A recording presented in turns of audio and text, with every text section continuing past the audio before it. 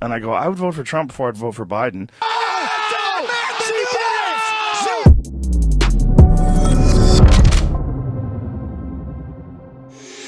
What's up, guys? It's your boy, Benny. The definition of fascism is the fusion of the government with the media, with the economic forces and corporations in the country in order to shove down your throat a single agenda. And, well, you can see how the left has gone full fascism now, and you are not allowed to criticize Joe Biden. And that is what makes Joe Rogan such a champion of the people. Now, would Joe Rogan and I agree on a lot? I don't know. Seems like a totally rad dude.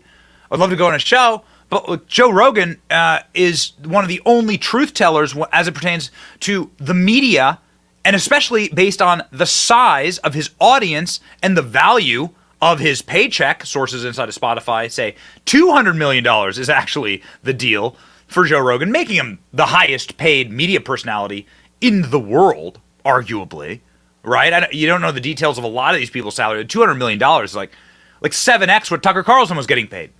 Okay? So Joe Rogan is not only powerful as it pertains to his massive audience, 12, 13, 14 million downloads per podcast, but also he's rich as it pertains to the amount of money that he commands, which is, of course, totally inappropriate.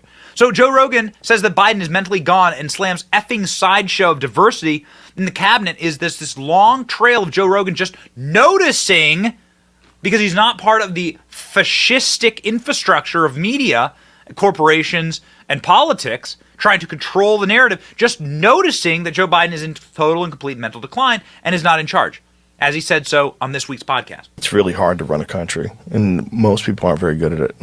Just how it goes.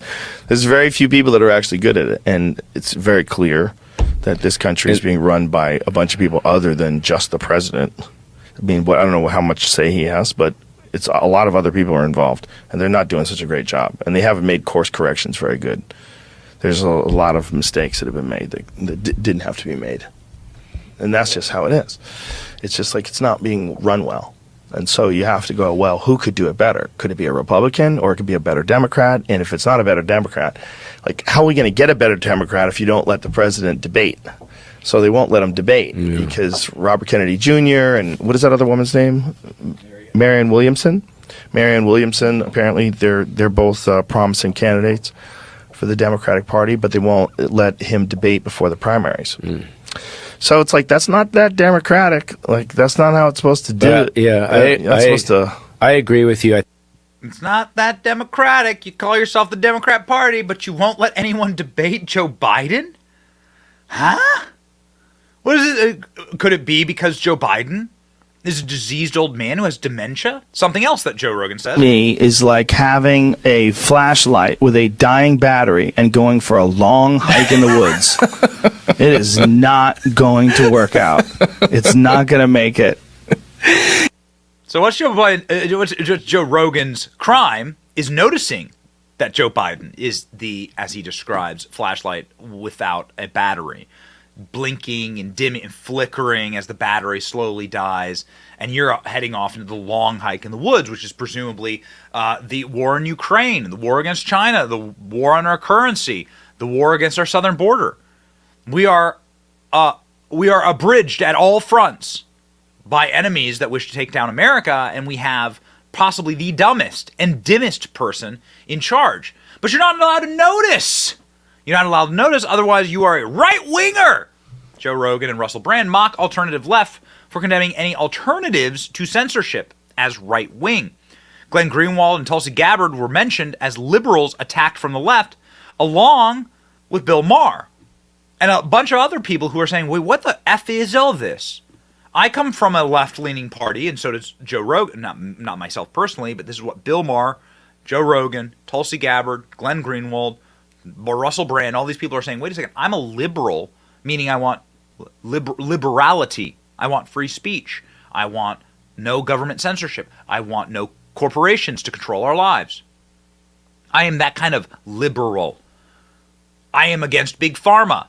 What happened to you people? Did your balls fall off? Your brain break? What happened to you people? It led to this epic tirade by Joe Rogan on a recent podcast saying he's gonna go, if it's between Trump and Biden, he's going Trump. I would vote for Trump before I'd vote for Biden, just because I think with Biden, like he's gone. Like he's gone. You're going to be relying on his cabinet, and I knew his cabinet would be this sideshow of diversity, and which is exactly what it is. I mean, that one person who stole all the women's clothes, that Sam Brinton, we highlighted on the podcast yesterday, like that's a diversity hire. You just said, oh, look at this, a man who dresses like a woman and has a beard and a mustache, but also wears lipstick. This is perfect for us. I don't give a what this guy's good at or bad at. I don't give a what their credentials are. This makes us look like we're inclusive. This makes us look like we're on the right side. So let's hire this person. And you can't have those kind of people running a Ben and Jerry's. You certainly can't have those kind of people running the most powerful government the world's ever known. It's nuts. It's nuts. It's nonsense, says Joe Rogan, who's like a dude. He's a very smart dude, but he's like a comedian. He's like a guy that asks questions. And this is how apparent it is. It's an effing sideshow of diversity, saying he's going to go for Trump.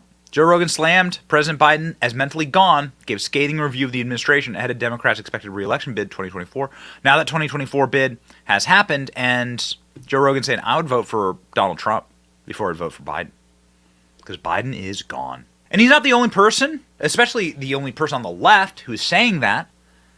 Somebody who I've gained a considerable amount of respect for as of late is Charlemagne the God, for just simply honestly saying the same thing. And so when you're getting Charlemagne the God and the entire right and the entire middle left on your side, and Joe Rogan and Tulsi Gabbard and Glenn Greenwald, maybe you have a institutional problem here. Maybe you're the baddies. Maybe you're the fascists. I'll let Charlemagne take it away. Is it Joe Manchin or Joe Biden, Madam Vice President? Come on, Charlemagne. Come on. It's Joe Biden. I can't tell sometimes. No. It's Joe Biden. It's Joe Biden. And don't start talking like a Republican about asking whether or not he's president. It's Joe Biden. Do you think Joe Manchin is a problem? It's Joe Biden. And I'm vice president, and my name is Kamala Harris. And the reality is, because we are in office, we do the things like the child tax credit, which is going to reduce black child poverty by 50%, on track to do that.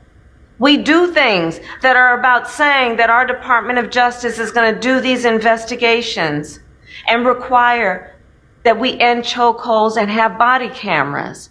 It is the work of saying we're going to get lead out of pipes and paint because our babies are suffering because of that. It is the work of saying people who ride public transit deserve the same kind of dignity that anybody else does. So let's improve that system.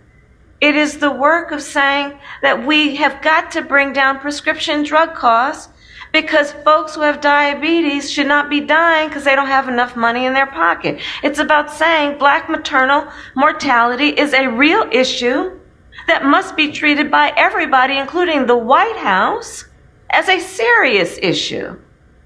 Okay? So I hear the frustration, but let's not deny the impact that we've had, and agree also that there is a whole lot more work to be done. And it is not easy to do. But we will not give up, and I will not give up. I just want you to know that Madam Vice President, that Kamala Harris, that's the one I like. That's the one that was putting the pressure on people in Senate hearings. That's the one I'd like to see.